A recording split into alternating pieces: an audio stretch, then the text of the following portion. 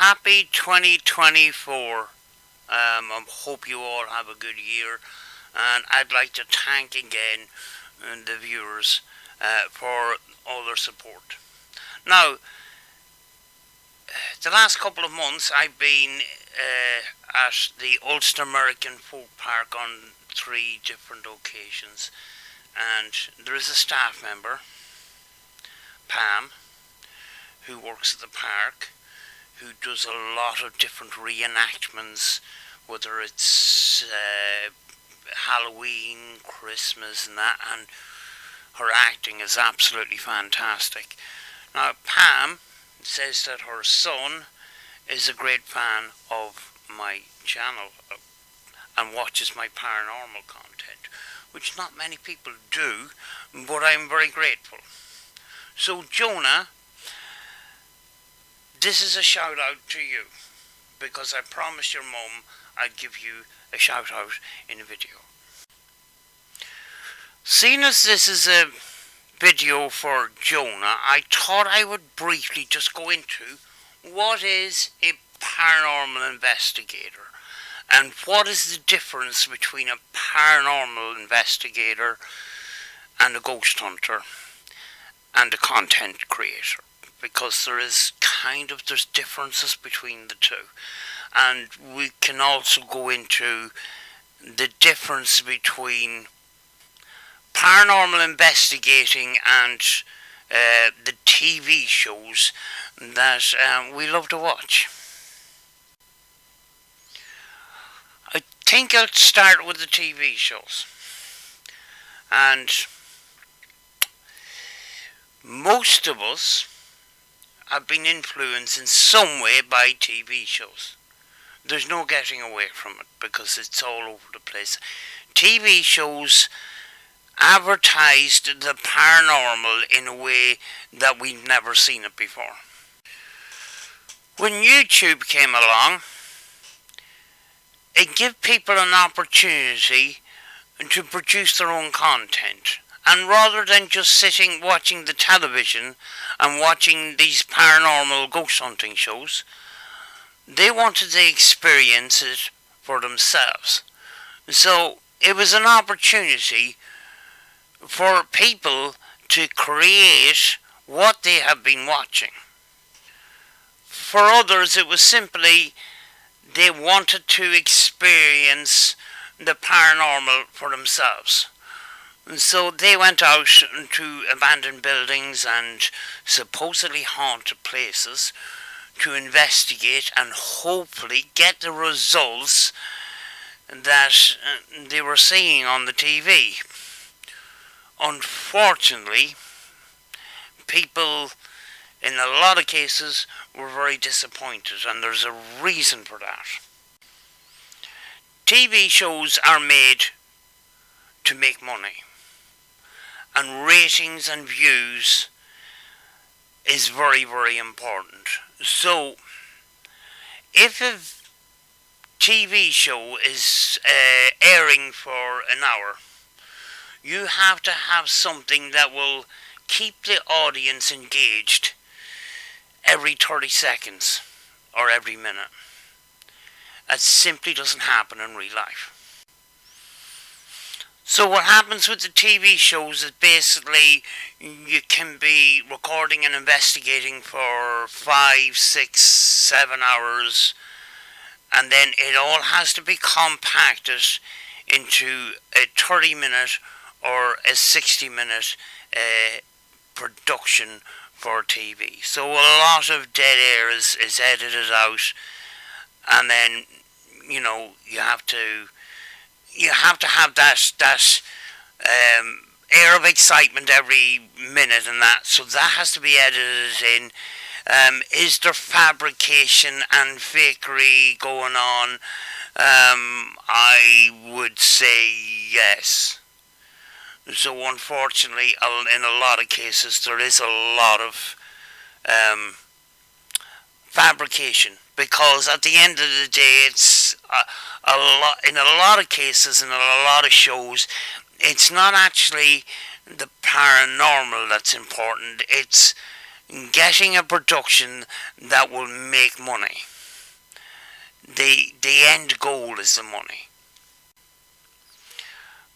There's a lot of paranormal channels now on YouTube that copy the same layout as these paranormal shows, and after the end of the day, some of these people, their end goal is views and money.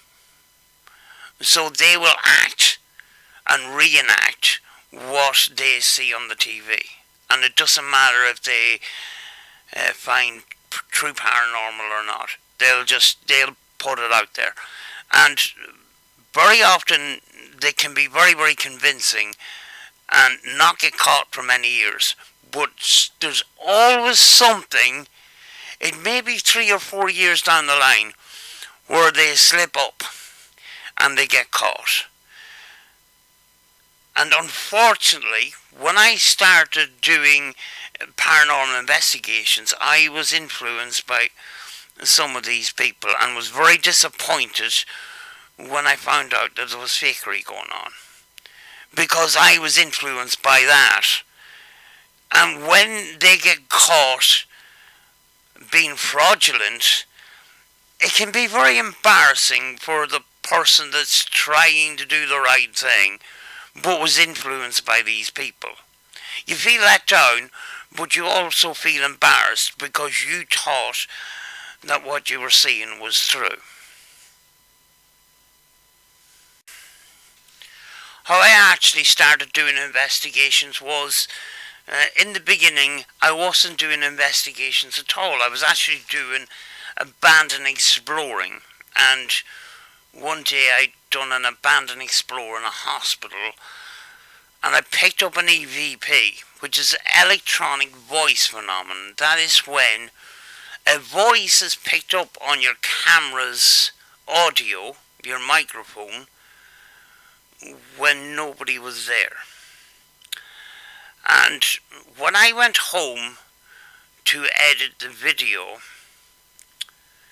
I was influenced by another person that does paranormal and does abandoned exploring, and they often says, if you hear or see anything in the background, make a comment. It was basically a call to action. It's encouraging people to make comments and that.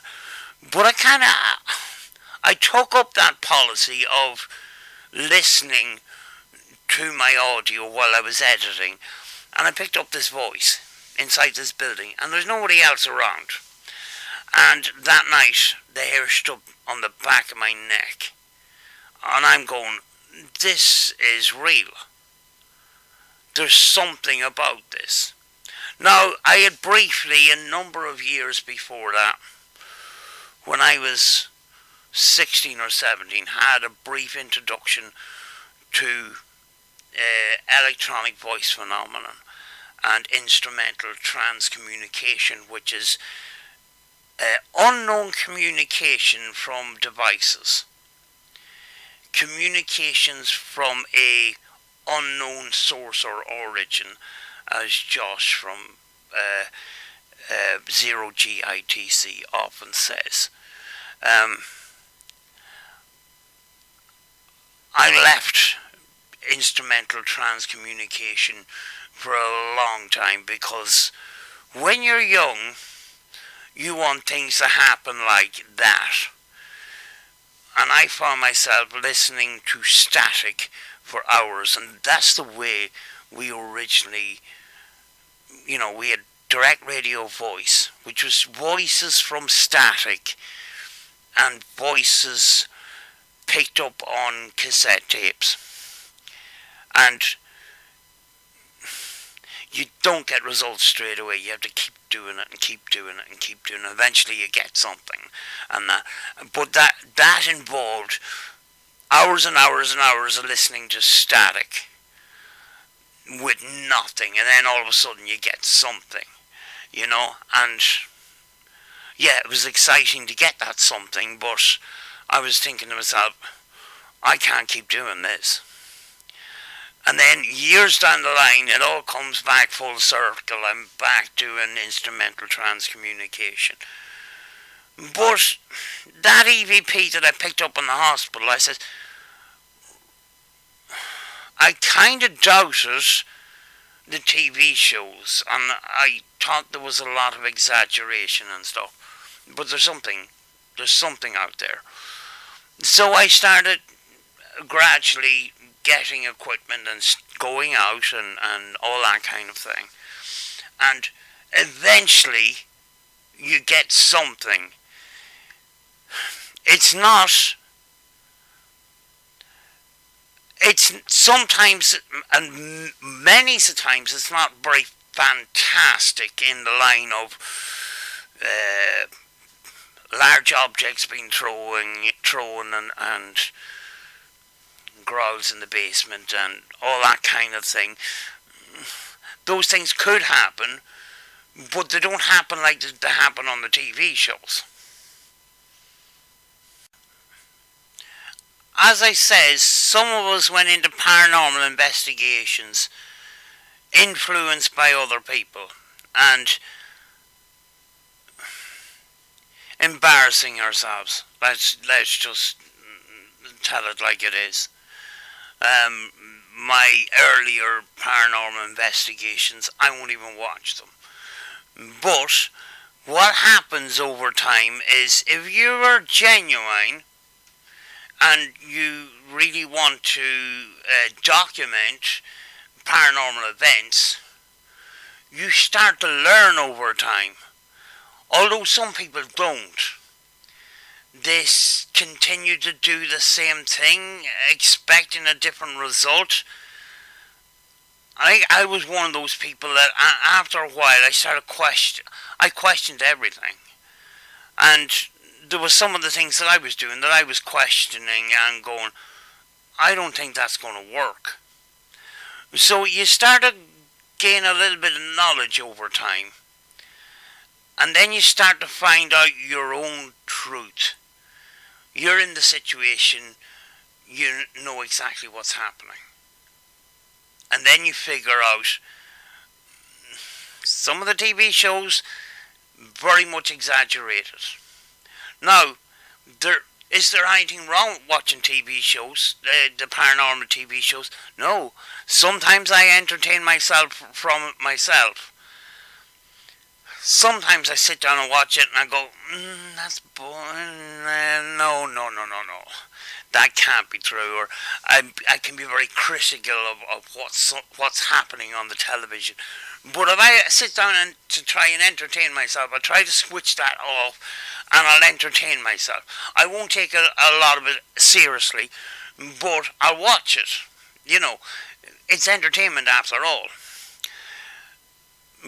But I'm kind of lucky in a way that I was kind of influenced by people like Andy Matthews. He had done a series, I think for the BBC, and it didn't last very long. I think there was 11 episodes, Northern Ireland's Greatest Haunts.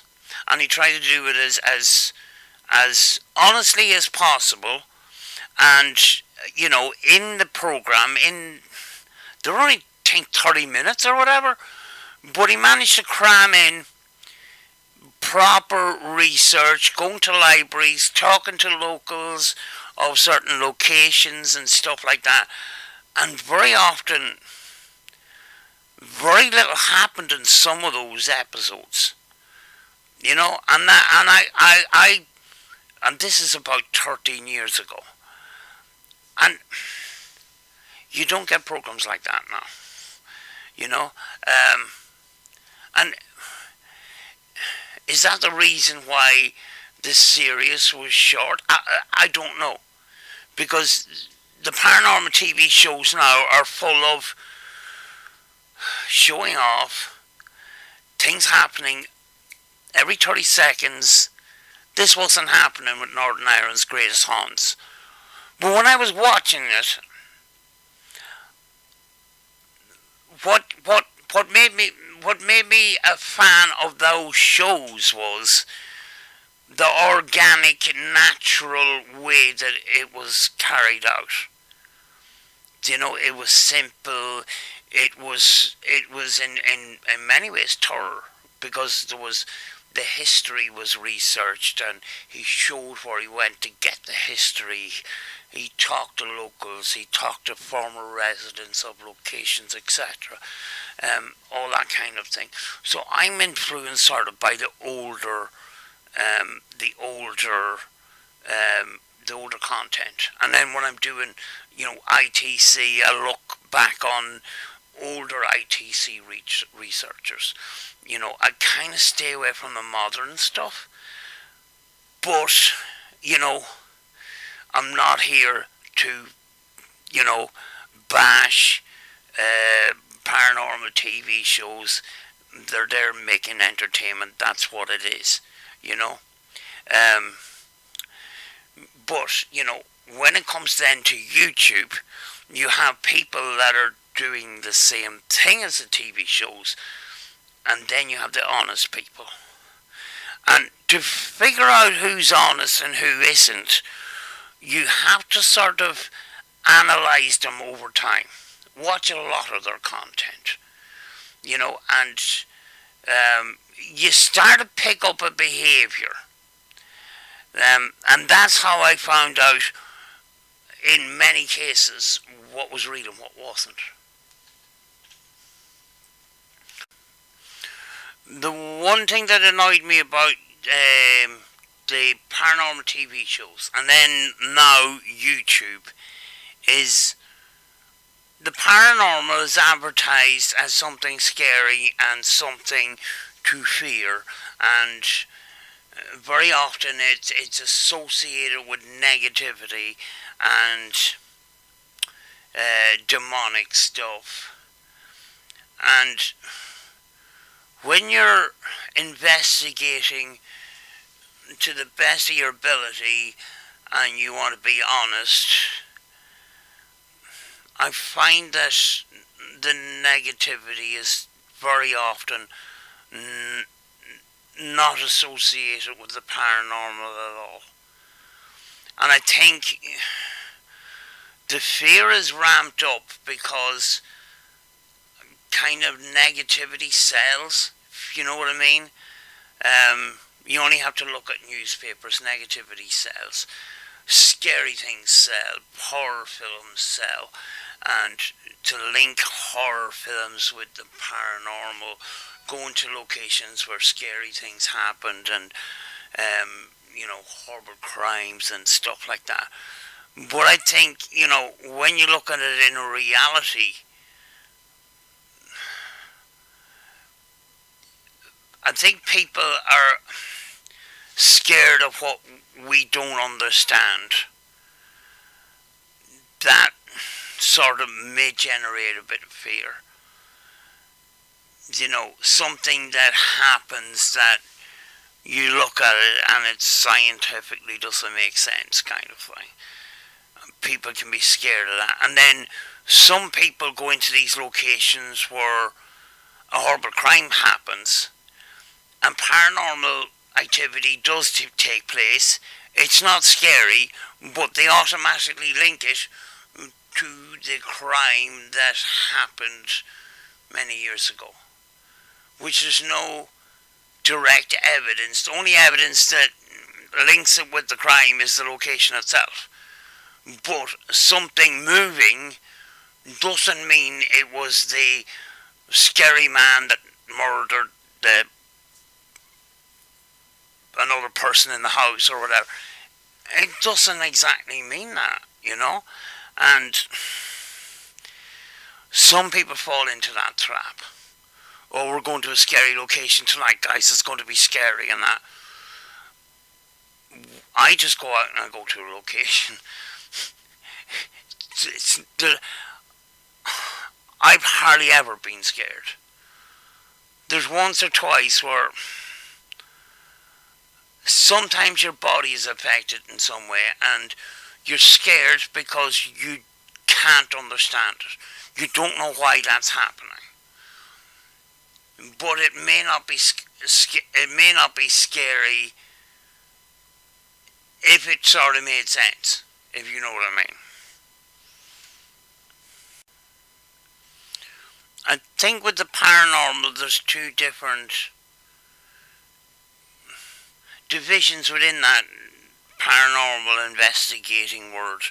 There's the visual and there's the audio. And some people investigate both, which I had done. Some people then specialise in either one or the other. And I decided I would go back to doing audio. Now, it would be helpful if I was an audio engineer. I'm not. But there is audio engineers that do deal with paranormal audio. And it's great that that's happening. Just like photographers, videographers, people that are experts in that field are investigating the paranormal through visuals. It's all very good. Why is science not more involved? Here's the problem with science. Science is something that you can observe, test, and demonstrate, and then repeat the process. The problem with the paranormal is you can observe, test, and demonstrate, and you can get a certain result. But the paranormal is the paranormal. It's not guaranteed when you do the exact same thing again that you're going to get the same result. Because a paranormal event is very rare. Science also doesn't deal with the supernatural. One, there's no money to be made from the supernatural. And two, what I just mentioned, they don't tend to get too much involved in the supernatural world. Some venture into it in different ways, and obviously science in other ways, with inventions of better cameras, better audio, thermal, night vision, all that kind of stuff. That all helps, but to base your research on the paranormal, there's no money in it. That's why we don't get as much help as we would like. And that is why people like us that are passionate about it, we try the best we can with the knowledge that we can, you know. In a nutshell, question everything, especially what you see now on YouTube. You know, there's different motivations for making content on YouTube. And very often, motivation for money and views clouds the reality of the paranormal. But that is not to say that the paranormal isn't real. I have experienced stuff that I can't explain. And that's why I'm still here, you know. We're in the times where, parents watch your content. The whole family sometimes watches your content. You have people like Jonah. You have people like the kid across the street that when I go out to my car, he asks me, when are you making more YouTube videos and stuff? This is very important that when you are making content on YouTube, that you be honest, because pulling the wool over people's eyes, it's a bad influence on the younger members of the family that may be watching. That's why I try to stay as honest as I can. It may be boring, but I'm going to be honest about it. And hopefully I can get out and do some outdoor location investigations. At the moment, I'm still doing some ITC work at home, and hopefully I can get a dedicated space for doing that, because I am stuck for a bit of space and that. But when you get somebody who comes along and says, oh, my son watches your videos and stuff, it's an inspiration to do the best you can, and that's what I got from the interactions from Jonah's mum, you know. So, I'm going to leave it at that because um, getting tired now and it's 10 past 2 in the morning. God, where does the time go? But anyway, I'm going to leave it at that, folks. I will talk to you again real soon.